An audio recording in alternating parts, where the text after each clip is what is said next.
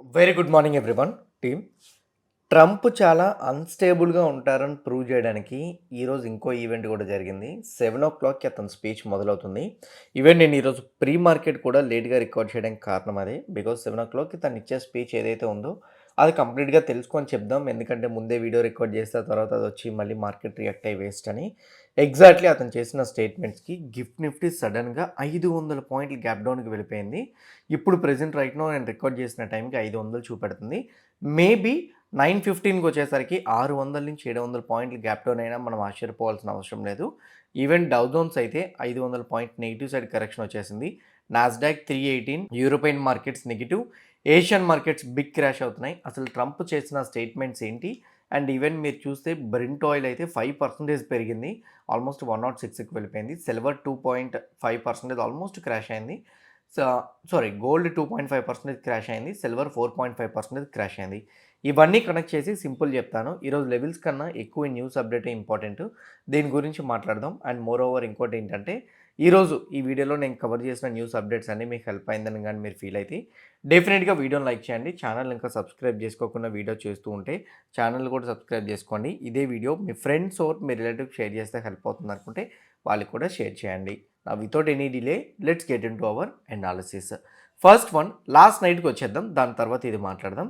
Last night ఏమో Dow Jones 224 points పాజిటివ్లో close అయింది. నాస్డాక్ 250 పాయింట్స్ పాజిటివ్లో క్లోజ్ అయింది.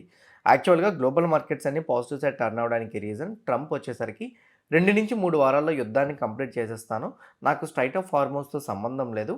నేను వచ్చేసరికి కంప్లీట్గా అంటే ప్రెజెంట్ రైట్ నో ఈ యుద్ధాన్ని కంటిన్యూ చేయాలని అనుకోవట్లేదని చెప్పారు. ఇరాన్ వాళ్ళు కూడా యూరోపియన్ కౌన్సిల్ వాళ్ళతో ఫోన్ కాల్‌లో మాట్లాడి ఈ యుద్ధాన్ని మాక్సిమం మేము కూడా ఆపేస్తాం. మా కండిషన్స్‌కి ఓకే అనుకుంటే అని చెప్పారు. దాని తర్వాత ఇరాన్ వాళ్ళు ఏం చెప్పారు? మేము అఫీషియల్‌గా ఏమీ చెప్పలేదు. సో స్ట్రైట్ ఆఫ్ హార్మోజ్‌ని అయితే మాత్రం ఎనిమీస్‌కి ఓపెన్ చేయబోము అని చెప్పి క్లారిటీ కూడా ఇచ్చేశారు. అయితే నిన్న యూఎస్ మార్కెట్స్‌లో మార్కెట్స్ ట్రేడ్ అవుతుండగానే ఒక స్టేట్మెంట్ వచ్చింది ట్రంప్ దగ్గర నుంచి. అదేంటంటే సీజ్ ఫైర్ గానీ ఒకవేళ గానీ మేము సీజ్ ఫైర్ కంప్లీట్ చేయమని చెప్తున్నాం. సీజ్ ఫైర్ కంప్లీట్ చేసారనుకోండి స్ట్రైట్ ఆఫ్ హార్మోజ్ ఓపెన్ అవుతుంది. అండ్ ఓపెన్ అయితే ఆబ్వియస్లీ అంతా కూడా యథావిధిగా చాలా సామరస్యంగా వెళ్ళిపోతది. చాలా క్లియర్‌గా ఉంటదని నేనైతే అనుకుంటున్నాను. సో ఒకవేళ గానీ సీజ్ ఫైర్ గాని చేయకపోతే మాత్రం మేబీ ఇరాన్ పైన ఇంకొక స్టెప్ ముందుకు వెళ్ళి దాన్ని నాశనం చేయడానికి ట్రై చేస్తాం అనేటట్టు ఇచ్చారు. అయితే ఇదంతా ఒకటి. ఓకే. సో ఏదైతే ఇతను ఇది చెప్పారో బట్ దీనికి ఒక స్టేట్మెంట్ కూడా యాడ్ చేశారు. దీని తర్వాత ఇంకోటి చెప్తూ మార్నింగ్ 7:00కి నేను మాట్లాడే స్పీచ్‌లోని కంప్లీట్‌గా ఒక డెసిషన్‌కి వస్తానని చెప్పారు. అయితే ట్రంప్ ఎప్పుడు ఇలానే అంటారు కదా! సో అంతా సీజ్ ఫైర్ అనౌన్స్‌మెంట్ చేసుకుంటే మంచిదే కదా! మేము అదొక్కటే అడిగాము. ఇంకేం అడగలేదు. సో స్ట్రైట్ ఆఫ్ హార్మోజ్‌ని ఓపెన్ చేయమని చెప్పాము. అంతా క్లియర్‌గా ఉంటదని చెప్పాము. సో లేదనుకుంటే ఇరాన్‌ని బ్లాస్ట్ చేస్తామని చెప్పాము. అంతకుమించి ఏం చెప్పలేదు కదా! అనేటట్టు స్టేట్మెంట్ ఉంది. ఓకే. ఇది బానే ఉంది. ఎందుకు అనంటే సో ట్రంప్ వచ్చేసరికి కొంచెం న్యూట్రల్ స్టేట్మెంట్ చేశాడక్కడ. దాని తర్వాత ఇరాన్ వాళ్ళు ఇంకో స్టేట్మెంట్ చేశారు. మీరు చూస్తే ఇరాన్ అయితే మాత్రం ట్రంప్ చెప్పిన సీజ్ ఫైర్ కండిషన్స్‌కి కంప్లీట్‌గా రిజెక్ట్ చేసింది. మేమైతే మాత్రం ఎనిమీస్‌కి స్ట్రైట్ ఆఫ్ హార్మోజ్‌ని అయితే మాత్రం ఓపెన్ చేయమని క్లారిటీ ఇచ్చేశారు. ఇది ఎప్పుడిచ్చారు? నిన్న ట్రంప్ చేసిన స్టేట్మెంట్‌కి వితిన్ 1 అవర్‌లో. ఇదిగోండి 7:09కి. సో అతను 6:00కి ఇచ్చారు. వీళ్ళొచ్చేసరికి 7:00కి రిప్లై ఇచ్చారు. వీళ్ళు రిప్లై ఇచ్చిన తర్వాత యూఎస్ మార్కెట్స్ వచ్చేసరికి అప్పటికి ఇంకా మరి ఇంకే అప్డేట్స్ లేవు. దాంతో యూఎస్ మార్కెట్స్ అన్నీ న్యూట్రల్‌గా క్లోజ్ అయినాయి. అండ్ హౌవెవర్ యూరోపియన్ మార్కెట్స్ కూడా పాజిటివ్‌గా క్లోజ్ అయినాయి. ఎందుకంటే నిన్న మార్నింగ్ కంప్లీట్‌గా యుద్ధం ఆగిపోతదనే న్యూస్ కంప్లీట్ సర్క్యులేట్ అయింది కాబట్టి. ఏషియన్ మార్కెట్స్ చూస్తే జపాన్ మార్కెట్ 2% ఇప్పుడు క్రాష్ అవుతుంది.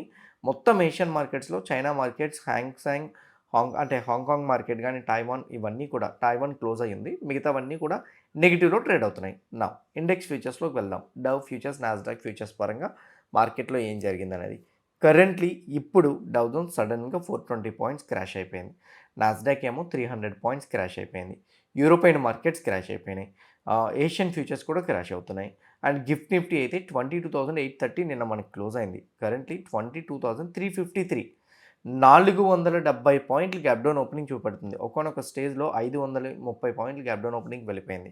530 పాయింట్స్ గ్యాప్ డౌన్ అనేది చాలా ఎక్కువండి. చాలా చాలా చాలా ఎక్కువ. ఈవెన్ ఒక్కొక్క స్టాక్ వచ్చేసరికి 5-6% క్రాష్ అయినా ఆశ్చర్యపోవాల్సిన అవసరం లేదు. గోల్డ్ ఏమో 1.8% కరెక్షన్ వచ్చింది. Silver 4% correction.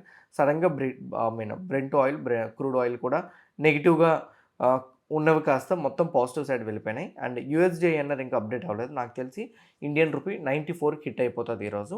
One of the major reason మళ్ళీ ఎఫ్ఐఎస్ మార్కెట్‌లో సెల్లింగ్ సైడ్ టర్న్ అవ్వడానికి. ఈవెన్ యెస్టర్‌డే ఎఫ్ఐఐ వచ్చేసరికి 8,000 క్రోర్స్ మాత్రమే మార్కెట్‌లో సెల్ చేస్తే, సో డీఐ వచ్చేసరికి 7,000 క్రోర్స్ బై చేశారు. ఇప్పుడు మళ్ళీ ఎఫ్ఐఎస్ నెగెటివ్ సైడ్ టర్న్ అవ్వడానికి ఇది ఒక రీజన్‌గా మారుతదని నేనైతే అనుకుంటున్నా. అగ్రెసివ్‌గా నెగెటివ్ సైడ్ టర్న్ అవ్వడానికి. నౌ పాయింట్‌కొద్దాం. అసలు ట్రంప్ చేసిన స్టేట్మెంట్ ఏంటి? డైరెక్ట్‌గా లైవ్ అప్డేట్ దగ్గరికెళ్ళిపోతున్నాను. ఇది మేజర్‌గా అతను మాట్లాడిన స్టేట్మెంట్స్ ఒక్కొక్కటి నేను మీకు చెప్తాను. సో, నేను ఫైనల్ ఫేజ్‌లోకి ఎంటర్ అవుతున్నానని అనుకుంటున్నాను. నేనంటే ట్రంప్ అనమాట. ఓకే. ఫైనల్ ఫేజ్‌లోకి ఎంటర్ అవుతున్నానని నేనైతే అనుకుంటున్నాను. మా మేజర్ ఆబ్జెక్టివ్ ఏంటంటే నెక్స్ట్ 2-3 వారాల్లో యుద్ధాన్ని ముగించేయాలి. అది ఎప్పటికీ మారదు. మా ఆబ్జెక్టివ్ అలానే ఉంటది. 2-3 వారాల్లో మేము ఫినిష్ చేస్తాం. స్ట్రైట్ ఆఫ్ హార్మోజ్ ఇక్కడి నుంచి గుర్తుపెట్టుకోండి. ఇదే ఇంపార్టెంట్. స్ట్రైట్ ఆఫ్ హార్మోజ్‌ని ఇప్పుడు ప్రెజెంట్ రైట్ నౌ ఓపెన్ చేయమని చాలా రోజుల నుంచి రిక్వెస్ట్ చేస్తున్నాం. అయితే ఇరాన్ వాళ్ళు దీన్ని ఓపెన్ చేయలేదు. రీజనల్‌గా అంటే నార్మల్‌గా మాట్లాడుకుంటే మిగతా దేశాల యొక్క సమస్య అది. వాళ్ళు ఇన్వాల్వ్ అవ్వాలి. నిన్న యూకే ప్రైమ్ మినిస్టర్ కూడాను మాకు సంబంధం లేదన్నట్టు చెప్పారు. నాటో కంట్రీస్ సంబంధం లేదన్నట్టు చెప్పారు కదా! ఇప్పుడు ట్రంప్ దాన్ని ఉద్దేశించుకొని చెప్తూ ఇది present right now global issue కానీ మా దేశం ఇష్యూ అని అనుకుంటున్నారు. మాకు స్ట్రైట్ ఆఫ్ హార్మోజ్ తోటి సంబంధం లేదు ఇక మీద. అంటే అది ఓపెన్ చేస్తారా? క్లోజ్ చేస్తారా? ఏంటనేది మాకు సంబంధం లేదు. ఓకే. సో, ఇంకోటి ఏం చెప్పారో తెలుసా అతను?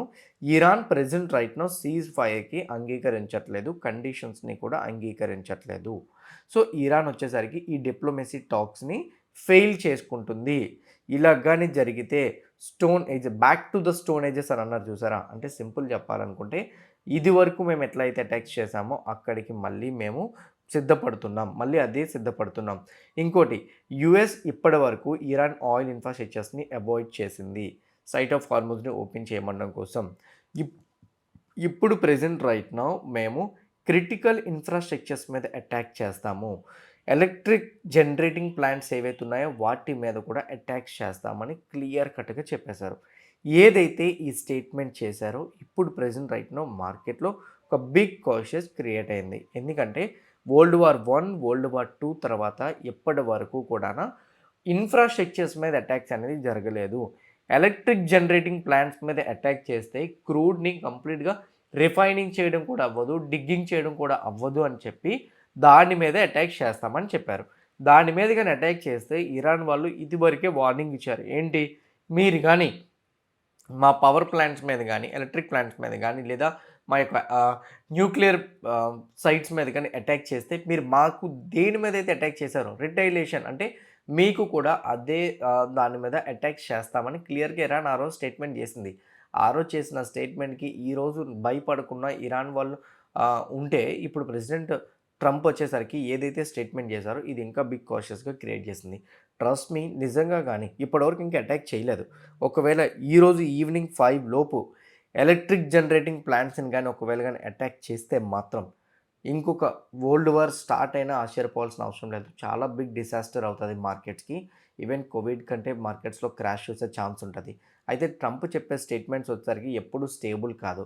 ఇట్లా చాలా సార్లు మేము కార్గ్ ఐలాండ్‌ని ఫినిష్ చేస్తాము. ఎప్పుడైనా స్వాధీనం చేసుకుంటామని చెప్పారు. ఆ చెప్పిన తర్వాత నిన్న మార్నింగే గదా! యుద్ధాన్ని ఆపేయడానికి సిద్ధంగా ఉంటామని చెప్పారు. మళ్ళీ ఈరోజు ఎలక్ట్రిక్ జనరేటింగ్ ప్లాంట్స్‌ని మేము బ్లాస్ట్ చేస్తామని చెప్పారు. సో, ఏదైతే బ్లాస్ట్ చేస్తామని చెప్పారో ఇప్పుడు మళ్ళీ ఆఫ్టర్‌నూన్‌కో, ఈవినింగ్‌కో నేను బ్లాస్ట్ చేయను. సో, వాళ్ళెలా పోతారో నాకు అనవసరం అంటే మళ్ళీ మార్కెట్ పాజిటివ్ సైడ్ టర్న్ అయిపోతాయి. Guys trust me markets complete unstable. నేను నిన్న పోస్ట్ మార్కెట్‌లో కూడా అదే చెప్పాను. 1, 2 రోజులు మనం వెయిట్ చేద్దాం. నెక్స్ట్ 48 గంటలు ఇది చూడండి అని కూడా క్లారిటీ ఇచ్చాను. ఈరోజు ఏదో ట్రంప్ స్టేట్మెంట్ ఇచ్చాడని నేను చెప్పట్లే. 48 గంటలు చూద్దాం. మనకి ట్రంప్ చాలా అన్‌స్టేబుల్. సో, వెయిట్ చేద్దాం. కంగారు పడొద్దు. మార్కెట్ పాజిటివ్‌గా టర్న్ అయితే మనం అందరం హ్యాపీనే. బట్ వెయిట్ చేద్దామని క్లారిటీగా చెప్పాను. ఆ వెయిటింగ్ పీరియడ్‌లోనే మనకిప్పుడు ఒక బిగ్గెస్ట్ కాషియస్ పాయింట్ యాడ్ అయింది. ఎలక్ట్రిక్ జనరేటింగ్ ప్లాంట్స్‌ని మేము హిట్ చేస్తామని చెప్పేశారు. దీనివల్ల మళ్ళీ ఈరోజు క్రూడ్ ప్రైస్ పైకయింది కాబట్టి ఆటో సెక్టర్ రిలేటెడ్ స్టాక్స్ పడతాయి. అండ్ ఇంకోటి ఏంటి అనంటే గోల్డ్ అండ్ సిల్వర్. మీ అందరికి ఇంకోటి కూడా చెప్తాను. గోల్డ్ అండ్ సిల్వర్‌లోని ఇప్పుడు గోల్డ్ సడెన్‌గా క్రాష్ అయిపోయిందా? మీరు ఎంసీఎక్స్ ఫ్యూచర్స్ నిన్న 11:30కి తీసుకుంటే మార్కెట్స్ పాజిటివ్‌గా ఉన్నాయని ఇప్పుడు నెగెటివ్‌గానే టర్న్ అయ్యి ఉంటారు కదా! అట్లాంటివి మీరు అవాయిడ్ చేయాలనుకుంటే ఇది డెల్టా ఎక్స్‌చేంజ్. నేను మీకు లింక్ కామెంట్ బాక్స్‌లో పెడతాను చూడండి. ఇందులో గోల్డ్, సిల్వర్, బిట్‌కాయిన్ అన్నీ కూడా యాక్టివ్‌గా ట్రేడ్ చేసుకోవచ్చు. సేమ్ టైమ్ వచ్చేసరికి విత్ లివరేజ్ అండ్ అట్లనే వీటికి హోల్డింగ్ పీరియడ్ అంటూ ఏం లేదు. అంటే 3 మంత్స్‌లో ఎక్స్‌పైర్ అయిపోతుంది, 2 మంత్స్‌లో అని. మీరు లైఫ్ లాంగ్ హోల్డ్ చేయొచ్చు 50 టైమ్స్ లెవరేజ్‌తో. కానీ ఎక్కువ లెవరేజ్ ఏం తీసుకోవద్దు. నార్మల్ లెవరేజ్‌తోనే మీరు ట్రేడ్ చేసుకుంటే బెటర్ వేలో ఇందులో యూజ్ అవుతదనేది నా ఒపీనియన్. లింక్ కామెంట్ బాక్స్‌లో పెడతాను చూడండి. సో, గోల్డ్ అండ్ సిల్వర్ సడెన్‌గా వచ్చేసరికి క్రాష్ అవ్వడం మొదలైనాయి. ఎందుకు? ఒకేసారి మళ్ళీ కూడా రూపీ అనేది వీక్ అవ్వడం స్టార్ట్ అవుతది. డాలర్ ఆల్ టైమ్ హైకి వెళ్ళిపోతది. ఎకానమీ మళ్ళీ డిస్టర్బ్ అవుతదనే రీజన్ తోటి ఇంట్రెస్ట్ రేట్స్ మళ్ళీ కట్ చేయరు. సో, ఇంట్రెస్ట్ రేట్స్‌ని మళ్ళీ పెంచుతూనే ఉంటారు అనే రీజన్ తోటి గోల్డ్ అండ్ సిల్వర్ కూడా క్రాష్ అవుతుంది. అండ్ ఇంకోటి ఆటో సెక్టర్ స్టాక్సే కాదు, డిఫెన్స్ స్టాక్స్ కూడా క్రాష్ అవ్వడానికి అవకాశాలుంటాయి. సో, డిఫెన్స్ స్టాక్స్‌కి ఆర్డర్స్ ఏమైనా యూరోపియన్, నాటో కంట్రీస్ దగ్గర నుంచి వస్తే పాజిటివ్‌గా వెళ్తాయి. లేదనుకుంటే అవి కూడా క్రాష్ అవ్వడానికి అవకాశాలు ఎక్కువగా ఉంటాయి. And more over on the other side auto component related stocks పడతాయి. ఆయిల్ మార్కెటింగ్ కంపెనీస్ అన్నీ కూడా క్రాష్ అవ్వడానికి అవకాశాలుంటాయి. ఫెర్టిలైజర్స్ కంపెనీస్ క్రాష్ అవుతాయి. ఇంపోర్ట్ ఎక్స్‌పోర్ట్స్‌లో మేజర్‌గా అదాని పోర్ట్స్, ఎల్ఎన్‌టీకి గల్ఫ్ కంట్రీస్‌లో ఎక్కువగా ఉంది. సో, అవి కూడా క్రాష్ అవ్వడానికి అవకాశాలు ఎక్కువగా ఉంటాయి. నౌ ఈ క్రాష్ అనేది ఇంకా బిగ్ వేలో జరుగుతదా అనే పాయింట్‌కొస్తే నిఫ్టీ 50కి one of the biggest support level 22,000. Currently ఆ లెవెల్ దగ్గర గ్యాప్ డౌన్ ఓపెన్ అవుతున్నట్టు కనపడుతుంది.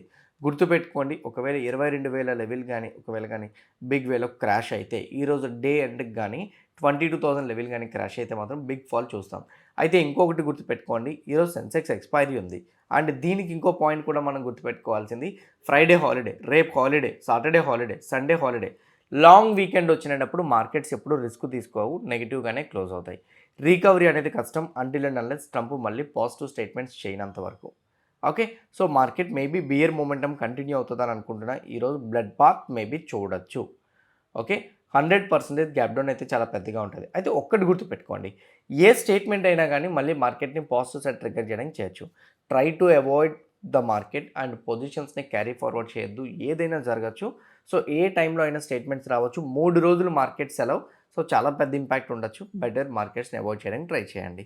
సో, ఇంకోటేంటి అనంటే అండ్ ఇంపార్టెంట్ లెవెల్ చెప్పాను కదా! 22,000. ఇంకోటి కూడా చెప్తాను నేను, మీరు ఇంట్రాడే ట్రేడింగ్ చేసుకుంటారంటే గ్యాప్ డౌన్ ఓపెన్ అయిన తర్వాత 50% రికవరీ అయ్యి పడితే ఆ రోజు డే మొత్తం బేరిష్ షేడే ఉంటది. 100% గాని రికవరీ అయిపోయిందనుకోండి, మోస్ట్‌లీ బేరిష్ షేడ్ ఉండడం అయితే కష్టం. ఓకేనా? మార్కెట్ పాజిటివ్ సైడ్ టర్న్ అయిపోతది. సో, 50% రికవరీ అయ్యి మళ్ళీ పడడం స్టార్ట్ అయిందా, బేరిష్ సైడే మార్కెట్ మాక్సిమం హోల్డ్ అవుతది. ఇది వన్ ఆఫ్ ద టిప్ నేను మీకు చెప్పగలిగింది. చాలా స్టాక్స్ ఉన్నాయి కవర్ చేయాల్సినవి. బట్ కాకపోతే ఇంత నెగెటివ్ న్యూస్‌లో ఏ స్టాక్ పాజిటివ్ న్యూస్ కూడా వర్కౌట్ కాదనేది నా ఒపీనియన్. సో, దానివల్ల get ready for one more bearish day. I hope నేను పెట్టిన ఎఫర్ట్స్, ఇచ్చిన అనాలిసిస్, కవర్ చేసిన ఇన్ఫర్మేషన్ అంతా హెల్ప్ అయిందనుకుంటున్నా. వీడియో లేట్ అయిందని తిట్టుకోవద్దు. ఇన్ఫర్మేషన్ అంతా కవర్ చేయాలని లేట్‌గా రికార్డ్ చేశాను. So, I hope everything help అయిందనుకుంటే వీడియోని లైక్ చేసి ఛానల్ సబ్స్క్రైబ్ చేయడం మర్చిపోవద్దు. ఇదే వీడియో మీ ఫ్రెండ్స్ ఆర్ మీ రిలేటివ్స్ షేర్ చేస్తే హెల్ప్ అవుతుందనుకుంటే వాళ్ళకి కూడా షేర్ చేయండి. See you all today evening at 5 PM in post market analysis. All the best everyone. Bye bye.